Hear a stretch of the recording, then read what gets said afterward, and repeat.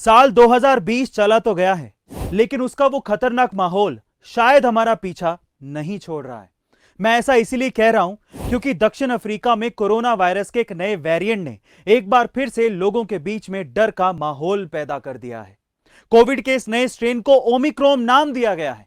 एक तरफ जहां काफी तेजी से फैलने वाले इस वेरिएंट को WHO यानी कि वर्ल्ड हेल्थ ऑर्गेनाइजेशन खतरनाक बता रहा है, वहीं दूसरी तरफ शेयर बाजार और कामकाज भी इससे बुरी तरह से प्रभावित हो गए हैं। और अब दुनिया के तमाम देश इसके संक्रमण से बचने को लेकर सतर्क हो गए हैं। क्या है ये नया वेरिएंट? क्यों है ये इतना खतरनाक? क्यों है शेयर बाजार पर इसका इतना गहरा असर? और क्या इस वेरिएंट के आने से भारत और दुनिया की स्थिति बदल जाएगी? जानेंगे मेरे यानी कि अरविंद अरोड़ा के साथ डीप एनालिसिस विद A2 में। तो चलिए सबसे पहले बात कर लेते हैं इस वेरिएंट के बारे में। इसका औपचारिक नाम B11529 है। इसे कोरोना का अब तक का सबसे ज्यादा म्यूटेटेड वर्जन कहा जा रहा है। WHO ने इस वेरिएंट को ओमिक्रॉन नाम दिया है और कहा है कि इस वायरस की कई म्यूटेशंस हैं, जिसके कारण इसके काम करने का तरीका अन्य वेरिएंट से बिल्कुल अलग है।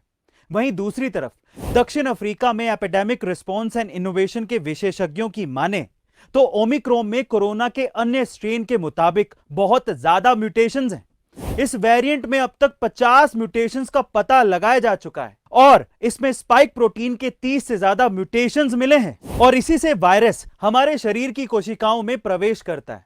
यही नहीं, वैक्सीन के जरिए भी इसी स्पाइक प्रोटीन को निशाना बनाया जाता है और इसीलिए यह डेल्टा वेरिएंट की तुलना में 7 गुना ज्यादा खतरनाक माना जा रहा है, क्योंकि ओमिक्रॉन के रिसेप्टर बाइंडिंग डोमेन में 10 तरह के म्यूटेशंस पाए गए हैं, जबकि डेल्टा में इस तरह के सिर्फ 2 ही म्यूटेशंस पाए गए थे।